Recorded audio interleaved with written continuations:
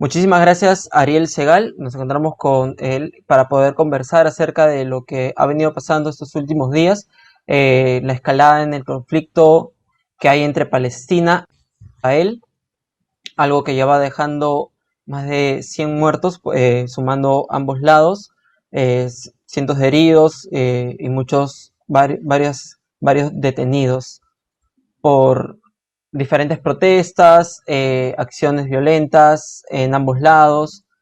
Y para poder entender un poco más, gracias nuevamente, Ariel, por recibirnos de manera virtual en tu hogar. Eh, Gracias. ¿Podrías explicarnos cómo ha escalado tan rápido este conflicto entre Israel y Palestina? O sea, teniendo en cuenta de que hace años no se veía una violencia de tal grado. Ok, primero tenemos que recordar que cada cierto tiempo cíclicamente ocurren este tipo de confrontaciones muy violentas. Puede ser que esta sea una de las más violentas desde el año 2000, la que se llamó la Segunda Intifada, ¿no?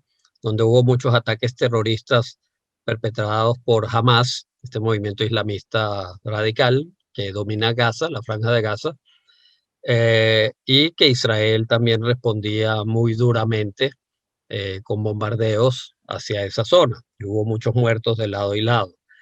Pero desde el año 2000, que fue esa intifada, hasta la actualidad han por lo menos ocurrido tres o cuatro grandes conflictos temporales que luego se resuelven con treguas, y estoy usando la palabra tregua, no acuerdo de paz, lo cual implica que es que dejan de batallar de lado y lado, pero no para negociar un acuerdo que solucione el conflicto palestino-israelí, sino como para pacificar la situación, y luego se van dando coyunturas en las cuales de nuevo vuelve a ocurrir lo que está pasando, en mayor o menor medida, con más o menos cantidad de muertos y de heridos. Entonces, el primer punto que quiero enfatizar es que esto va a seguir ocurriendo cada cierto tiempo, a menos de que se busque una solución política al tema. Ese es el centro de la cuestión. Y en este momento, ninguna de las dos partes parece muy interesada en buscar una solución política. El gobierno de Netanyahu, que lleva más de 10 años en el poder, sobre todo en los 5 años que tuvo el apoyo de Trump, y Trump dejó que Estados Unidos dejara de ser un mediador neutral entre palestinos e israelíes y transformó a su país en un aliado incondicional de Israel. De alguna manera ya desestabilizó esa posibilidad de poder mediar para una solución política del conflicto, cosa que intentó hacer Obama, cosa que intentó hacer Bush hijo, y cosa que empezó a hacer Bill Clinton cuando hizo los acuerdos de Oslo del año 1993 y el año 1995, donde Israel reconoció a la OLP como legítimo representante del pueblo palestino. La OLP reconoció el derecho de Israel a existir en fronteras seguras, y ahí se inició un proceso de paz que ha quedado estancado desde hace mucho tiempo, y que aparentemente Netanyahu tiene el interés de que quede estancado. Jamás tiene el interés de que quede estancado porque no reconoce la existencia de Israel, no le interesa que haya un proceso de paz. Y el único grupo en esta ecuación que quizás quiere que ese proceso de paz continúe es lo que llamamos la Autoridad Palestina, el grupo que heredó el poder político de Arafat, que están en Cisjordania, no en Gaza, porque ellos no tienen ni el interés ni los medios para usar la violencia y quieren tener un Estado, pero lamentablemente no tienen suficiente poder ni político ni pragmático para forzar a conducir a negociaciones, no por el momento. Ahora, respondiendo a tu pregunta de por qué ahora se da eh, esta situación, se han agrupado varias situaciones que dieron una receta explosiva para que esto ocurra. Primero, estamos en finales del mes de Ramadán, el mes más importante para todos los musulmanes del mundo, donde van a rezar con más fervor en las mezquitas. Y en el caso de Israel, la mezquita más importante para los árabes y palestinos que viven en la zona es la que está en Jerusalén, en la ciudad antigua, la mezquita del Aqsa. Segundo, coincidió con que hay una festividad que celebran judíos, sobre todo nacionalistas, que se llama el Día de Jerusalén, que van con banderas, muchos de estos judíos, y bailan y se exaltan mucho y se van a la zona del Muro de los Lamentos. Tenemos que explicar a quienes nos están viendo que donde está el Muro de los Lamentos, que es el lugar más sagrado del judaísmo hoy en día, una de las paredes del segundo templo que fue destruido en el año 70 después de Cristo, en la parte de arriba, en el siglo VII, los musulmanes construyeron la mezquita del Aqsa. Entonces, ha ocurrido más de una vez que cuando hay algunos radicales palestinos rezando arriba, lanzan piedras con a los judíos que están abajo en el Muro de los Lamentos. Entonces eso empezó a ocurrir, pero no hubiera ido a mayores, como en otras ocasiones, si no hubiera sido el Día de Jerusalén, si no hubiese habido ahí muchos radicales judíos también que empezaron a hacer provocaciones contra árabes en la zona del vecindario árabe de la ciudad amurallada, de la ciudad antigua. Entonces ya se generaron conflictos abajo, los de arriba también respondieron con piedras, y aunque hay una autonomía de seguridad que son palestinos israelíes, hay que recordar que en Israel el 20% de la población son árabes, que hace mucho tiempo prefieren que los llamen palestinos israelíes, son Claro, ciudadanos israelíes, casi 2 pero millones. son, pero son étnicamente árabes y son cristianos o musulmanes, no son judíos. Entonces, estos palestinos estaban en el lugar de la mezquita, y ellos tienen ahí seguridad de ellos mismos. Israel permite que la seguridad en la zona de la mezquita la manejen los mismos palestinos israelíes. Pero aquí la cosa se rebosó y tuvo que entrar la policía israelí hacia la explanada del templo, hacia la zona de la mezquita.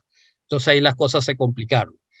Y al día siguiente, a raíz de esa violencia, que venía más gente por el tema de Ramadán, la puerta principal por donde entran los árabes de Jerusalén del Este, que ahí es donde vive la mayoría de los palestinos de Jerusalén, el gobierno la mandó a cerrar para evitar más escaramuzas. Y eso fue contraproducente, porque entonces la gente que quería ir a rezar a la mezquita empezó a tirar piedras a la policía, y ahí se formó una violencia igual o peor que la que hubo el día anterior dentro de la ciudad amurallada. Entonces ya en esas circunstancias donde todo confluyó para que haya mucha violencia, hubiesen varios heridos, policías heridos, mucho más cantidad de palestinos civiles heridos, se aprovecha el movimiento islamista Hamas y empieza a tirar cohetes, primero a Jerusalén y luego a varias otras ciudades en el Estado de Israel.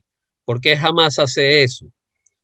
Porque después de tantos años que su grupo rival, el Fatah, el grupo de Arafat, trata por las buenas de lograr que se cree un Estado palestino vía negociaciones y no lo logra, Hamas quiere demostrarle a los palestinos que la vía de la negociación no funciona y la vía violenta quizás tampoco funciona, pero ellos son los que de verdad defienden a los palestinos, que están en total frustración porque no logran sus objetivos nacionales.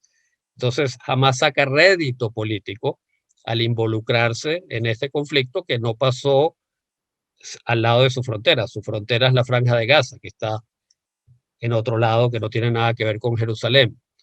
A la gente de Hamas, aparte de que obviamente saben que están ganando puntos políticos entre los palestinos al hacer esto, tampoco les importa que cuando Israel ataca muera mucha gente inocente. Para ellos es propaganda. Hay que recordar que estos son islamistas radicales. Yo quiero ser muy claro porque mucha gente sabe que yo soy judío y soy israelí, pero trato de ser lo más objetivo posible. Yo estoy de acuerdo con la existencia de un Estado palestino. Yo creo que hay que hacer negociaciones. Yo creo que el principal obstáculo para que no estemos logrando que pronto haya un Estado palestino ha sido el gobierno de Benjamín Netanyahu, el de Israel. ha sido el principal responsable para que no se logre la vía negociada.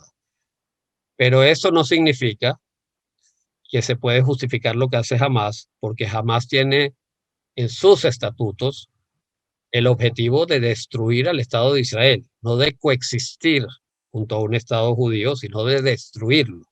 Entonces, todo lo que hace Hamas lo hace con cinismo, y igual que ellos tienen gente que se inmola, va a matar gente y ellos mismos mueren, a ellos no les importa que mueran muchos civiles porque lo ven como una buena propaganda para su causa. Entonces, eso digamos que es la coyuntura. El problema en términos general, de que estemos en estos ciclos y no haya progreso y cada vez la violencia sea menor, principalmente, en mi opinión, es responsabilidad de Netanyahu, porque ha hecho un gobierno para impedir absolutamente que los palestinos puedan tener un Estado, ni siquiera que puedan soñar. Pero el problema de la coyuntura en este momento lo empeoró Hamas por sacar réditos políticos con este conflicto que era en Jerusalén particularmente, no tenía nada que ver con el resto de los palestinos, ni en Cisjordania, ni en Gaza, ni en ningún otro lado. Ahora, respecto a lo que ha venido ocurriendo, ha ido escalando, hay respuestas de ambos lados y bueno, y como mencionaste también, los árabes israelíes eh, viven en territorio israelí, pero comentan también ellos, se quejan de constantes acosos, de discriminación por parte de Israel en su en la tierra. Entonces, ¿cómo se podría llegar a un acuerdo teniendo en cuenta de que son 2 millones? Entonces, es imposible para Israel simplemente hacer como que no los veo. eh, ¿Cómo podrían llegar a un acuerdo de coexistir en este mismo entorno que es el país de Israel? Bueno, es que ellos están en un dilema, en una disyuntiva muy difícil, los árabes israelíes. Ellos se sienten bien de vivir en Israel. Ellos prefieren vivir en Israel que vivir en cualquier país árabe porque gozan de la democracia israelí, gozan de libertad de expresión, tienen partidos políticos. En este momento hay 3 partidos políticos en el Parlamento israelí que los representa. Y en muchos países árabes, vecinos y no tan vecinos, no existe la democracia, no tendrían representación, ni siquiera podrían quejarse. ¿Ok? Ahora, es cierto que la mayoría de los árabes israelíes, comparado con la mayoría de los judíos israelíes, viven, digamos, en condiciones no paupérrimas, no como los palestinos en Gaza, no como muchos palestinos en Cisjordania, pero ellos sienten que hay una cierta discriminación, sobre todo en temas de presupuesto, en temas de condiciones de vida. Aún así, ellos saben que si se fueran a vivir a la zona de Cisjordania, o si se fueran a vivir a Jordania, o si se fueran a vivir a Egipto, serían mucho más pobres y tendrían mucho menos estatus de vida del que tienen en Israel. Ellos no se plantean para nada irse a Israel, pero se identifican con sus hermanos palestinos en Cisjordania y Gaza. Entonces, una de las cosas que a ellos les gustaría es que haya un acuerdo de paz, que exista un Estado palestino. Ellos no piensan mudarse a ese Estado palestino, pero por un tema de solidaridad entre hermanos, quieren que exista ese Estado palestino. Ese es un tema. El segundo es que ellos sienten en los últimos años más que en otros que no les están dando toda la atención social, de programas sociales, etcétera, que a otra población israelí sí le dan. Eso se vincula más a la última década del gobierno de Netanyahu, que es un gobierno nacionalista, que es un gobierno que para estar en el poder se sustenta en acuerdos para formar coalición, es un sistema parlamentario, tienes que negociar con otros partidos para estar en el poder, tener una minoría en el Parlamento, y la mayoría de esos partidos que están con Netanyahu son partidos religiosos ortodoxos, son partidos religiosos nacionalistas, son nacionalistas no religiosos, etcétera. Eso implica que buena parte del presupuesto va para esa población.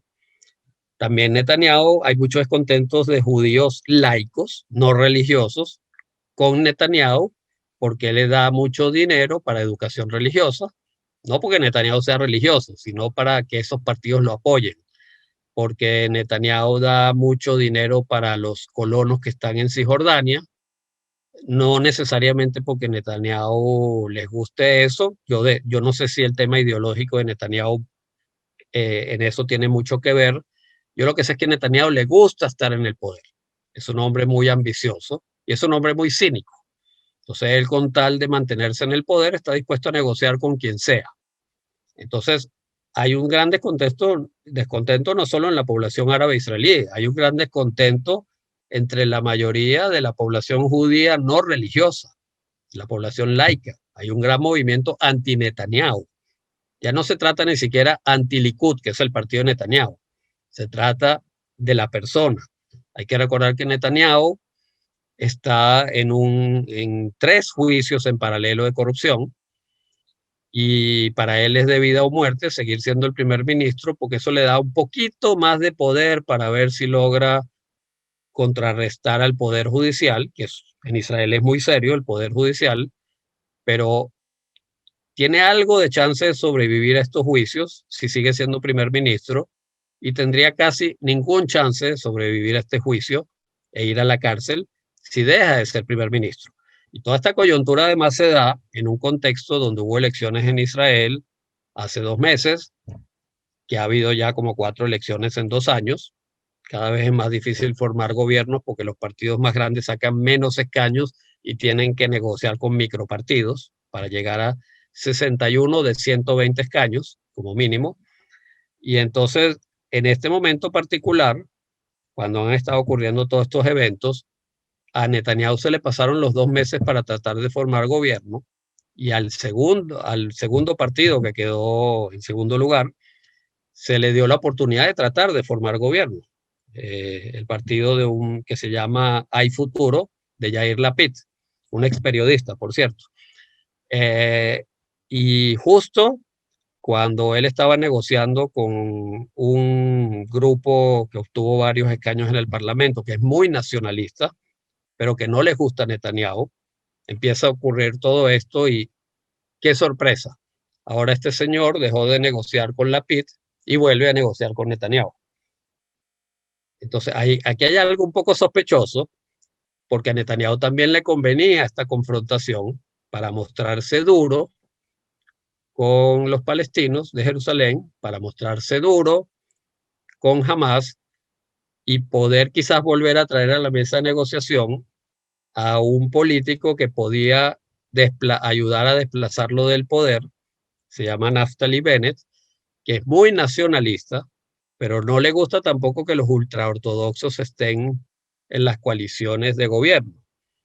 Pero ante una situación como la que está ocurriendo, probablemente Netanyahu le va a ofrecer el Ministerio de Defensa, le va a decir que este es un momento de crisis para el país y eso podría hacer que Netanyahu forme gobierno. Entonces, eso a mí también me da cierta sospecha de que parte del incremento de la violencia es cínicamente manejado por Netanyahu por razones electoreras. Claro, y se podría esperar en estos próximos días, si es que esto continúa, una intervención militar por parte de Israel. Palestina no tiene, ni Hamas tienen la capacidad, pero por parte de Israel, ¿se podría esperar una intervención militar o ya sería Bueno, demasiado? cada vez que ha habido una crisis fuerte y ha habido una convocatoria a que tanques israelíes, infantería, soldados vayan a la frontera con Gaza y se ha estado ante una inminente invasión de Israel a Gaza. Hay que recordar que Israel se retiró de Gaza unilateralmente en el año 2005, justamente pensando que con ese gesto los palestinos iban a portarse bien, iban a entender que Israel no tiene ningún interés en estar ahí, iban a poder hacer su autogobierno, pero eso fue cuando estaban en el poder en Gaza la gente de Fatah, la gente que domina Cisjordania, los moderados, y la Hamas le hizo un golpe de Estado al Fatah y se apoderó de la franja de Gaza. Entonces Israel lo que recibió a cambio son misiles y cohetes. Eso es lo que ha fortalecido mucho a la derecha israelí, a los nacionalistas israelíes. que dicen, bueno, tú hasta le regalas un territorio, te sales unilateralmente y en vez de darte las gracias, en vez de ver si hablamos de negociación, lo que hacen es atacarte. Y eso no le hizo bien a la causa palestina, obviamente. Pero yo recuerdo cuando viví en Israel que en el año 2000, en la llamada Segunda Intifada, yo estaba allá. Israel estuvo a punto de entrar a Gaza con tanques, con los soldados, y al final se logró una tregua y se evitó eso. Israel, si no le queda remedio, lo va a terminar haciendo. Pero cualquier gobierno israelí, por más nacionalista que sea, trata de evitar eso, porque entrar a Gaza ya por la vía territorial, Gaza es el lugar más densamente poblado por kilómetro cuadrado en todo el planeta Tierra. Es un lugar muy pequeño, lleno de muchos callejones. Jamás conoce cada caminito, cada trayectoria que hay allá. Israel puede tener una muy buena idea por sus satélites, por sus drones, etcétera, pero una vez que los soldados entran, si llega a ocurrir una situación de ese tipo, un escenario de ese tipo, va a haber muchos muertos israelíes. Eventualmente Israel va a vencer, pero va a haber muchos muertos israelíes.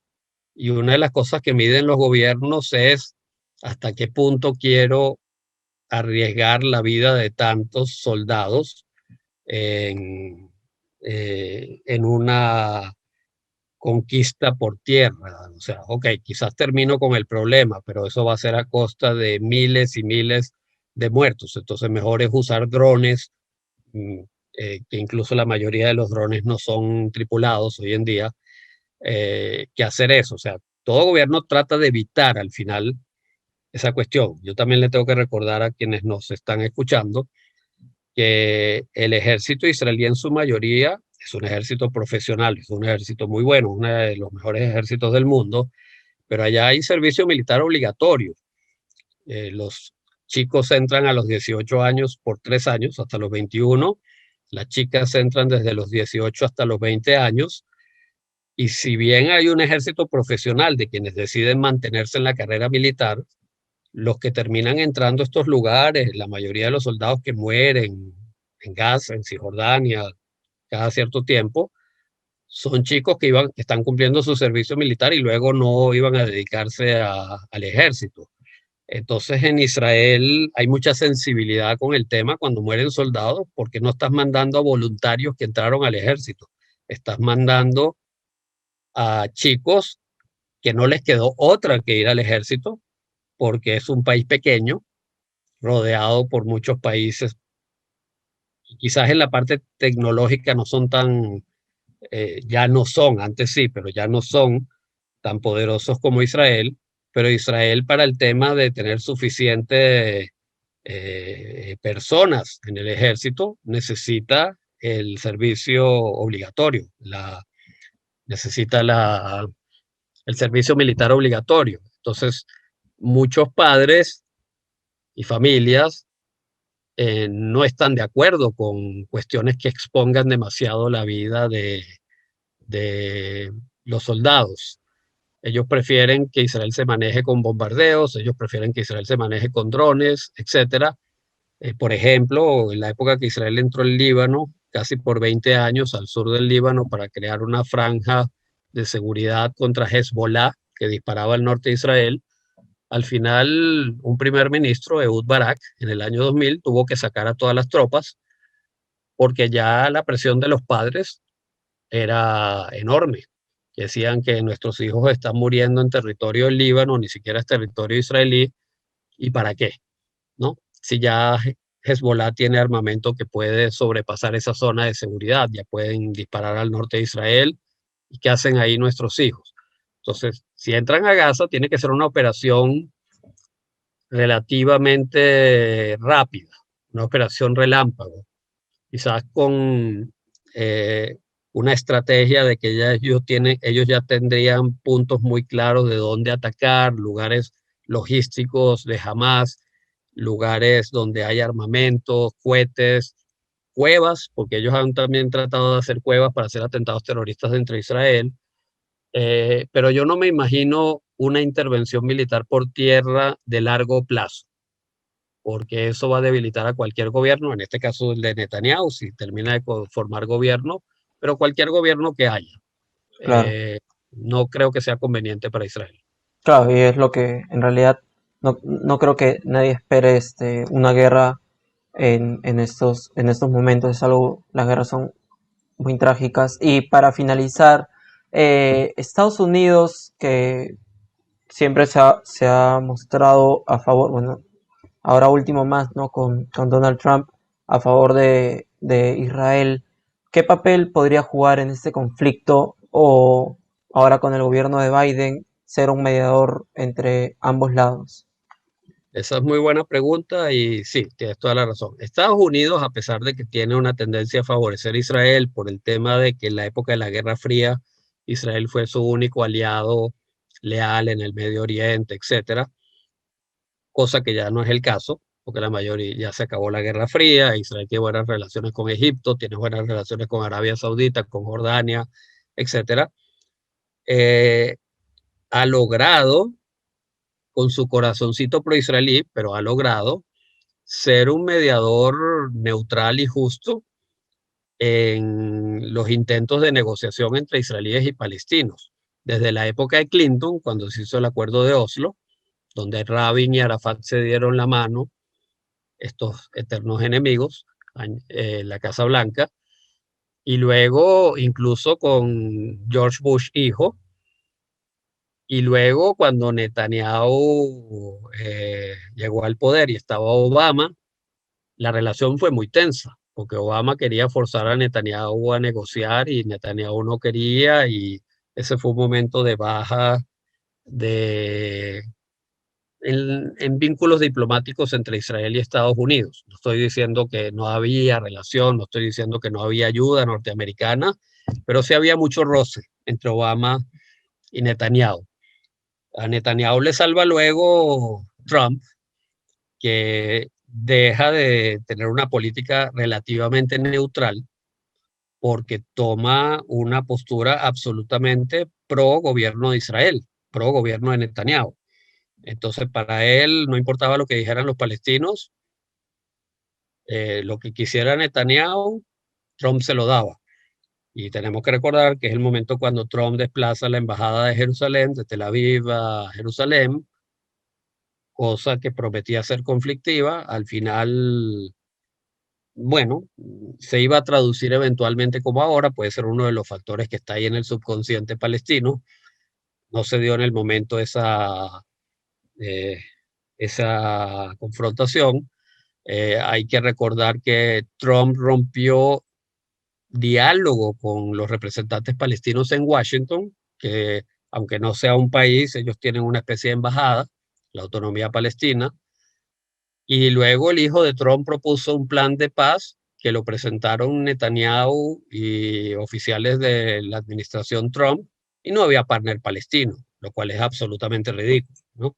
Era como tratar de imponer un plan de paz que lo impone Israel y el gobierno de Trump, una cosa absolutamente insólita.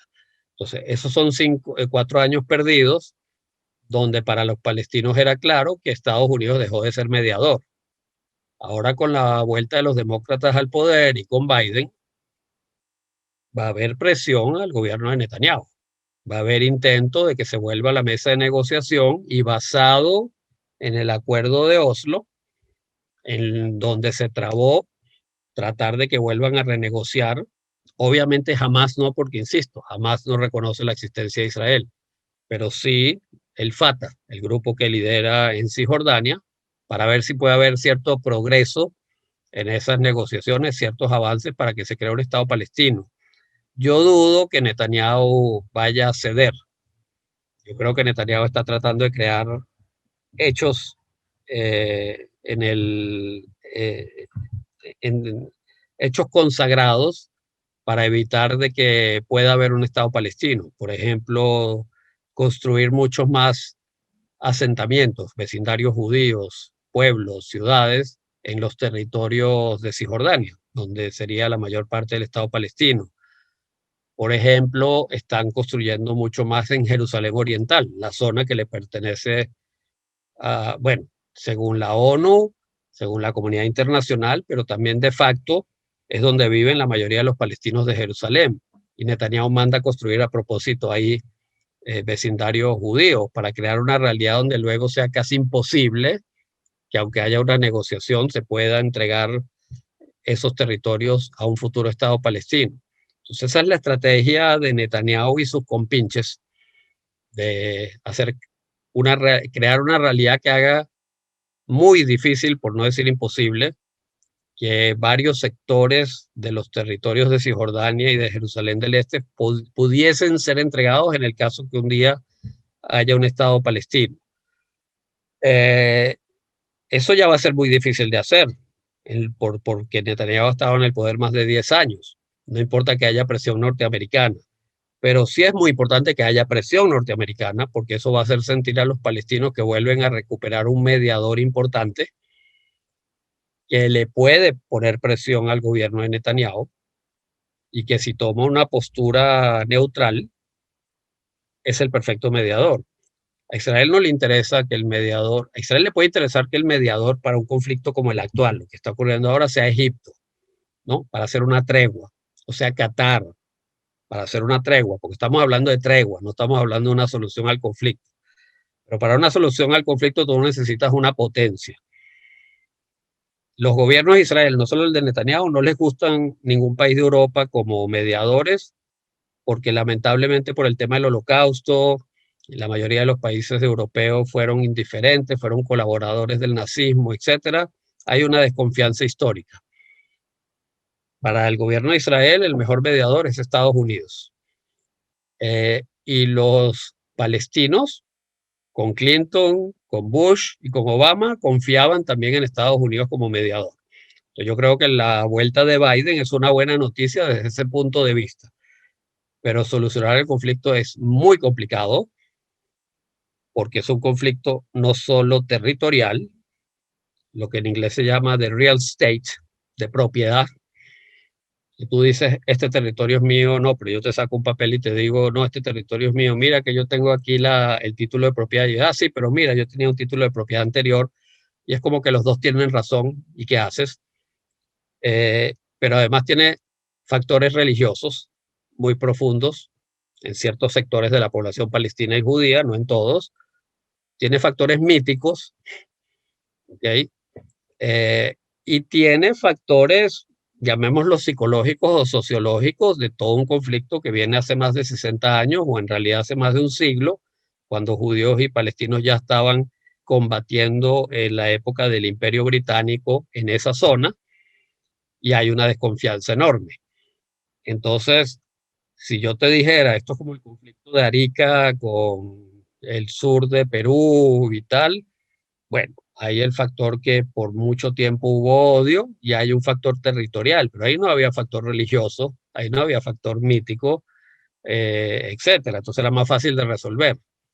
Y el tiempo sana un poquito las heridas del odio que pudo haberse ocasionado décadas atrás, un siglo atrás por la guerra de Chile con Perú. Pero aquí es un conflicto mucho más complejo porque entran muchísimos otros factores en juego. Entonces, muy difícil de solucionar, pero lo mínimo que hay que hacer es aceptar un mediador neutral y decidir sentarse en una mesa a negociar. Y eso no va a acabar el conflicto al 100%, pero va a poder minimizarse. Hasta que Claro, no haya un Estado palestino, el conflicto no va a minimizarse, valga la redundancia, a su mínima expresión. claro.